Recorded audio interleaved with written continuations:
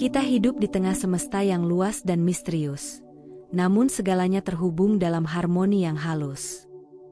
Matahari yang terbit, udara yang kita hirup, makanan di meja, hingga kasih sayang orang-orang di sekitar kita, semua adalah karunia yang begitu mudah terabaikan ketika kita terjebak dalam rutinitas dan keluhan. Namun dalam ajaran Buddha, kesadaran terhadap segala yang hadir dalam hidup bukan hanya membentuk rasa syukur, tetapi juga menuntun kita untuk bersatu dengan semesta. Bersyukur bukanlah sekadar mengucapkan terima kasih, tetapi sebuah bentuk praktik spiritual yang membangkitkan kedamaian dalam batin. Dalam tradisi Buddhis, bersyukur adalah bentuk penerimaan, pengakuan, dan penghargaan terhadap segala sebab dan kondisi yang menopang kehidupan ini. Tanpa rasa syukur, batin mudah dipenuhi oleh rasa kurang, iri, dan kecewa, sebuah penderitaan yang Buddha ajarkan untuk kita pahami dan bebaskan. Seringkali kita mencari kedamaian di luar, namun melupakan bahwa kedamaian itu hadir ketika hati mampu melihat bahwa segala sesuatu sudah cukup adanya. Dengan bersyukur, kita tidak lagi melihat dunia sebagai sesuatu yang harus ditaklukkan, melainkan disadari sebagai bagian dari keberadaan kita sendiri. Dalam kesadaran seperti inilah, kita mulai merasakan bahwa hidup adalah anugerah, bukan beban. Bersatu bersama semesta bukan berarti melebur dalam kekosongan tanpa arah, tetapi menyadari bahwa hidup kita tak terpisah dari alam, makhluk lain, dan hukum sebab akibat. Rasa syukur membuka pintu untuk menyatu dengan aliran hidup yang lebih besar daripada ego. Dalam bahasa ajaran Buddha, ini adalah awal dari pencerahan, melihat segala sesuatu dengan pandangan benar dan hati yang terbuka. Mari kita telusuri ajaran yang sangat luhur ini, dan tanpa berlama-lama ayo langsung saja kita mulai. 5 cara bersyukur bersatu bersama semesta. Pertama, menyadari kebergantungan terhadap semesta. Dalam ajaran Buddha, prinsip paticca samuppada atau hukum saling ketergantungan adalah landasan penting untuk memahami kehidupan. Ajaran ini mengungkapkan bahwa tidak ada satupun hal yang muncul secara sendirinya. Segalanya saling bergantung, saling berkondisi, dan saling memengaruhi. Kita hidup karena ada udara, air, makanan, dan banyak kondisi lainnya yang hadir bersamaan. Kita bernapas karena pohon-pohon bernapas, kita bertumbuh karena bumi mendukung, dan kita belajar karena ada orang lain yang hadir dalam perjalanan kita. Semua saling berkaitan, tak satu pun berdiri sendiri. Kesadaran ini mengubah cara pandang kita terhadap hidup. Kita tak lagi merasa paling penting, atau merasa semua hal hanya tentang aku dan milikku. Kita mulai melihat bahwa bahkan segelas air yang kita minum adalah hasil kerja panjang dari awan, hujan, sungai, dan tangan-tangan manusia yang terlibat. Begitu juga nasi di piring kita, tumbuh dari benih yang disemai, tanah yang disuburkan, peluh para petani, dan matahari yang bersinar. Saat kita merenungkan semua itu, muncul rasa haru yang dalam, bahwa kita tidak pernah benar-benar sendiri. Kita hidup karena banyak hal lain turut hidup. Dari sini, tumbuhlah rasa hormat kepada semesta. Kita menjadi lebih lembut dalam bersikap, tidak mudah menyalahkan, dan mulai memandang alam serta sesama makhluk sebagai saudara yang turut menopang kehidupan kita. Pohon bukan sekadar kayu berdiri, tanah bukan sekadar pijakan, dan binatang bukan sekadar pelengkap dunia manusia. Mereka adalah bagian dari keberadaan kita. Saat kesadaran ini hadir, rasa syukur pun mengalir, bukan sebagai kewajiban, tetapi sebagai luapan alami dari hati yang menyadari betapa banyaknya kita menerima.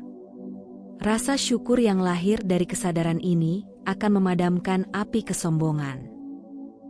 Kita tak lagi merasa lebih tinggi dari yang lain, karena kita tahu bahwa bahkan napas ini bukan milik kita sendiri. Kita berhenti merasa berhak atas segalanya, dan mulai belajar menerima dengan penuh penghargaan. Keangkuhan berganti menjadi kebijaksanaan, dan ketamakan berganti menjadi kasih. Inilah awal dari welas asih sejati, bukan sekadar perasaan, tetapi pemahaman mendalam bahwa semua makhluk, seperti kita, saling bergantung dalam perjuangan untuk hidup dan bahagia. Menyadari saling ketergantungan ini bukan hanya teori. Ia menjadi landasan bagi hidup yang lebih bijaksana dan penuh cinta. Kita tidak hanya bersyukur, tetapi juga terdorong untuk menjaga, merawat, dan memberi kembali kepada semesta. Kita berhenti mengeksploitasi dan mulai mengayomi. Kita berhenti merasa terpisah dan mulai merasa menyatu.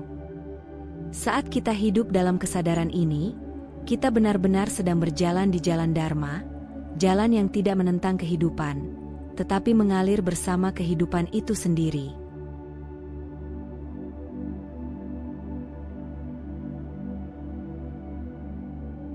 Kedua, bersyukur atas hal-hal kecil yang terjadi dalam hidup. Ajaran Buddha mengajak kita untuk senantiasa hadir di saat ini, melalui praktik sati, kesadaran penuh. Dalam dunia yang sibuk dan penuh ambisi, kita sering melupakan betapa berharganya hal-hal kecil yang senyap namun nyata. Udara segar yang kita hirup saat pagi, langkah kaki yang masih kuat menapaki tanah, senyum orang tua, dan pelukan anak yang tulus. Dalam kesadaran ini, kita belajar bahwa keajaiban bukanlah sesuatu yang besar dan langka.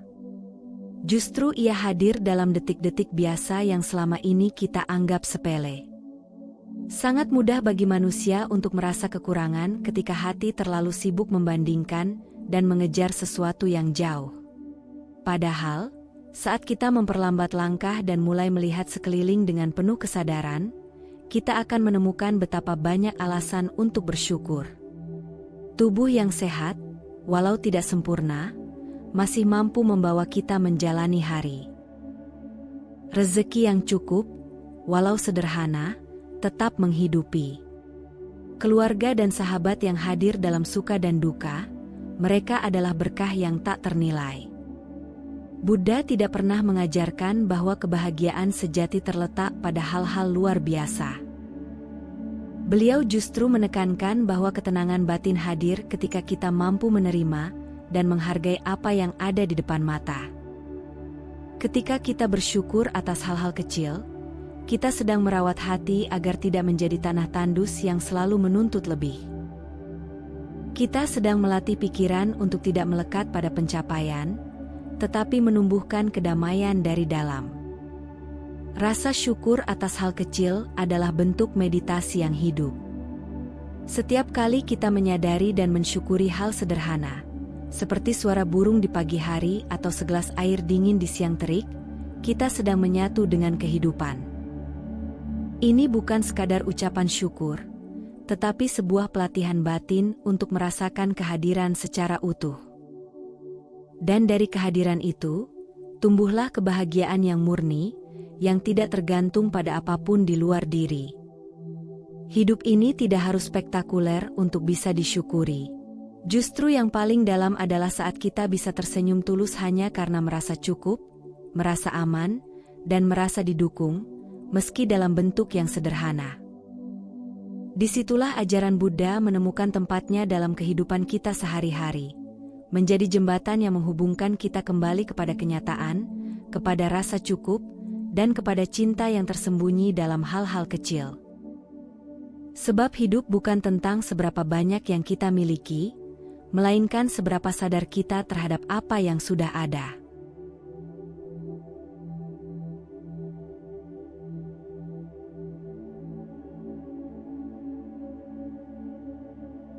Ketiga, selalu mengucap syukur atas apapun yang terjadi. Dalam ajaran Buddha, kita diajak untuk melihat realitas dengan jernih, sebagaimana adanya, bukan sebagaimana yang kita inginkan atau harapkan. Artinya, setiap momen, baik yang membawa kegembiraan maupun kesedihan, adalah bagian dari aliran hidup yang tak bisa dipisahkan. Saat kita belajar mengucap syukur atas apapun yang terjadi, kita tidak sedang memaksakan diri untuk selalu senang, tetapi sedang melatih kebijaksanaan, bahwa hidup ini adalah rangkaian pengalaman yang saling melengkapi satu sama lain. Seringkali, penderitaan hadir sebagai guru yang paling jujur. Ia membongkar ilusi, meluruhkan keangkuhan, dan mengajak kita menatap diri sendiri lebih dalam.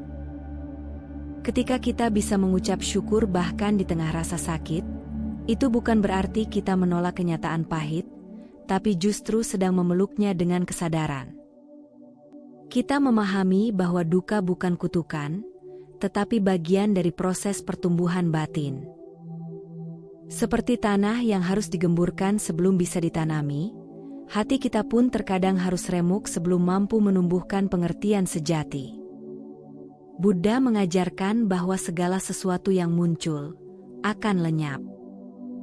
Ketika kita bersyukur atas momen-momen sulit, kita sedang mengingatkan diri bahwa semuanya sementara. Rasa sakit pun akan berlalu, seperti awan yang melintas di langit.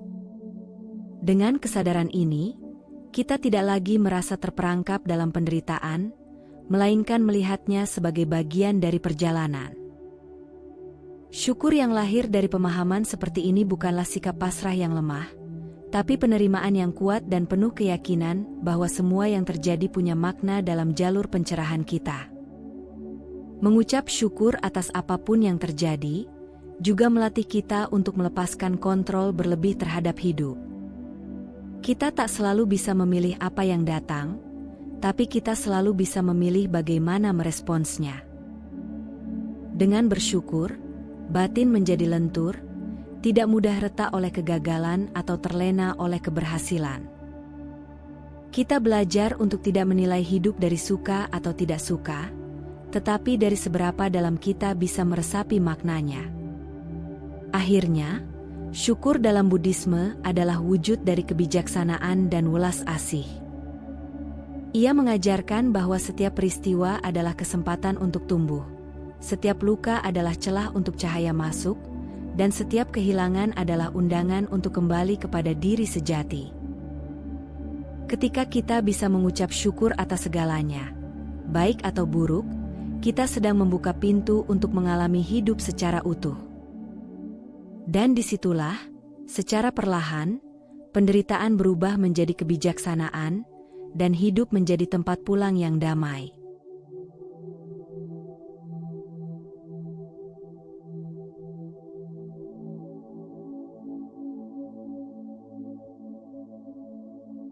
Keempat, selalu miliki sifat berbagi dan tidak melekat. Dalam ajaran Buddha, dana parami atau memberi disebut sebagai gerbang awal menuju pembebasan batin.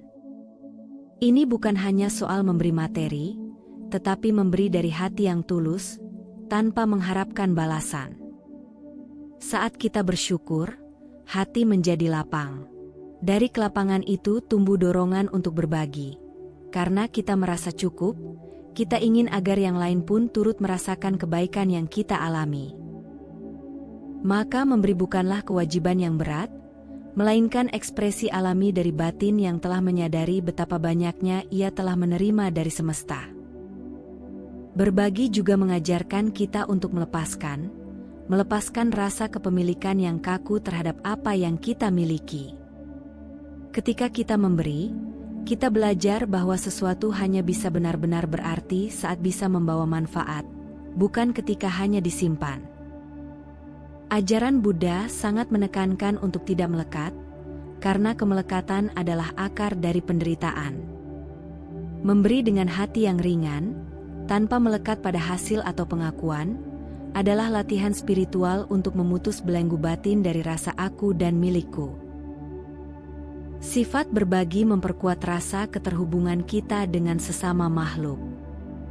Ketika kita memberi makanan kepada yang lapar, senyuman kepada yang murung, atau waktu kepada yang kesepian, kita sedang menegaskan bahwa kita tidak hidup sendiri. Kita bagian dari jaringan kehidupan yang saling menopang. Dan setiap tindakan berbagi menjadi benih kebaikan yang akan kembali kepada kita dalam bentuk kebahagiaan batin yang mendalam, yang tak bisa dibeli dengan apapun. Yang paling indah dari berbagi adalah bagaimana ia membuka ruang bagi welas asih untuk tumbuh. Saat memberi, kita membuka hati untuk merasakan penderitaan orang lain, untuk mengerti kebutuhan mereka, dan untuk menyatu dalam kemanusiaan bersama. Inilah energi yang membuat semesta tetap hidup dan selaras. Dalam setiap pemberian, sekecil apapun itu, kita sedang menyalakan cahaya di tengah dunia yang sering gelap oleh ketidakpedulian. Dan sesungguhnya, dalam memberi, kitalah yang paling banyak menerima. Bukan dalam bentuk materi, tetapi dalam kedalaman batin, hati menjadi ringan, pikiran menjadi jernih, dan hidup terasa lebih bermakna. Sifat berbagi mengajarkan kita untuk tidak hanya hidup demi diri sendiri, tetapi menjadi bagian dari aliran kasih yang terus mengalir. Dalam semangat memberi dan tidak melekat, kita tidak hanya bersatu dengan sesama, tetapi juga dengan semesta. Karena ketika kita memberi, kita sedang berjalan seiring dengan dharma, mengalir bersama kebaikan, dan membebaskan batin sedikit demi sedikit.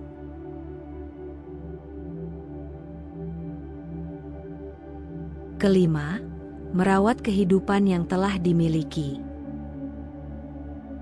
Dalam ajaran Buddha, kehidupan bukan sekadar sesuatu yang dijalani, tetapi sesuatu yang perlu dirawat dengan penuh kesadaran. Setelah kita menyadari bahwa hidup ini adalah anugerah yang langka, sulitnya terlahir sebagai manusia, maka muncul tanggung jawab batin untuk menjaganya. Bukan karena takut kehilangan, tetapi karena rasa hormat yang mendalam terhadap kesempatan yang telah diberikan oleh semesta. Menyia-nyiakan hidup, sama saja dengan mengingkari nilai suci dari keberadaan itu sendiri. Merawat kehidupan berarti menjaga tubuh agar tetap sehat, pikiran agar tetap jernih, dan hati agar tetap terbuka. Tubuh bukan sekadar alat, melainkan kendaraan bagi praktik dharma. Pikiran bukan sekadar sumber keinginan, tapi juga ladang untuk menanam kebijaksanaan. Hati bukan hanya tempat emosi muncul, tetapi pusat dari welas asih. Ketika kita makan dengan penuh kesadaran, tidur dengan cukup, atau bermeditasi secara rutin, kita sedang menghormati hidup, bukan sekadar memenuhi kewajiban. Selain tubuh dan batin, kehidupan yang dimiliki juga mencakup hubungan dan lingkungan. Kita hidup berdampingan dengan orang lain, dan kualitas hidup kita sangat dipengaruhi oleh cara kita memperlakukan mereka. Merawat hubungan berarti hadir dengan kejujuran, memaafkan dengan hati yang luas, dan mencintai tanpa syarat. Sementara merawat lingkungan berarti sadar bahwa bumi ini bukan warisan, melainkan titipan yang harus dijaga untuk generasi berikutnya. Dalam setiap upaya menjaga alam dan sesama, kita sedang melanjutkan siklus kebaikan yang selaras dengan dharma. Prinsip sama wayama atau usaha benar, mengajarkan bahwa syukur tidak boleh berhenti pada ucapan atau perasaan semata. Ia harus mewujud dalam tindakan nyata, memelihara yang baik, menumbuhkan yang bermanfaat, menghindari yang merusak, dan menghentikan yang membahayakan. Dengan usaha yang tepat dan terus-menerus, hidup kita menjadi ladang kebaikan yang subur. Kita tidak hanya menjaga kehidupan untuk diri sendiri, tetapi juga bagi makhluk lain yang turut berjalan bersama kita dalam roda samsara ini. Syukur yang sejati adalah ketika kita aktif menjaga keseimbangan kehidupan, baik lahir maupun batin. Kita tidak hanya menerima, tetapi juga memberi perawatan. Tidak hanya menikmati, tetapi juga bertanggung jawab. Di sanalah letak kedewasaan spiritual, saat kita tidak lagi hidup dengan sembarangan, tetapi dengan kesadaran penuh bahwa setiap hari adalah kesempatan untuk memperbaiki, memperdalam, dan memperindah hidup yang telah dipercayakan kepada kita. Merawat kehidupan adalah bentuk cinta tertinggi kepada Dharma, kepada diri sendiri, dan kepada semesta. Rasa syukur adalah obat bagi batin yang gelisah. Dalam dunia yang serba cepat, bersyukur menuntun kita untuk melambat, melihat, dan menyentuh kedalaman hidup yang sesungguhnya. Ia mengingatkan kita bahwa setiap napas adalah mukjizat, dan setiap hari adalah kesempatan untuk terhubung lebih dalam dengan semesta dan diri sendiri. Melalui ajaran Buddha, kita belajar bahwa bersyukur bukanlah sikap pasif. Ia adalah bentuk kebijaksanaan dan welas asih yang aktif. Saat kita bersyukur, kita tidak hanya menerima dunia apa adanya, tetapi juga memeliharanya, menjaga kehidupan, dan memberi kembali dengan penuh kasih. Rasa syukur menjembatani antara penderitaan dan pencerahan. Saat kita mulai bersyukur, kita tidak lagi merasa sendiri. Kita merasakan bahwa diri kita adalah bagian dari bumi, langit, angin, dan cahaya. Kita menyadari bahwa semesta tidak pernah memusuhi kita, tetapi terus mendukung kehidupan kita, bahkan di saat-saat terburuk. Dalam kesadaran ini, hati kita melembut, pikiran kita tenang, dan hidup kita menjadi lebih bermakna. Maka, bersyukurlah, bukan hanya karena segalanya berjalan baik, tapi karena dalam setiap momen, semesta selalu hadir. Dengan bersyukur, kita tidak hanya menjadi lebih bahagia, tetapi juga lebih terhubung, lebih sadar, dan lebih siap untuk hidup dengan damai. Disitulah letak kebebasan sejati yang diajarkan oleh Buddha, hati yang bersatu, penuh cinta, dan selaras dengan semesta.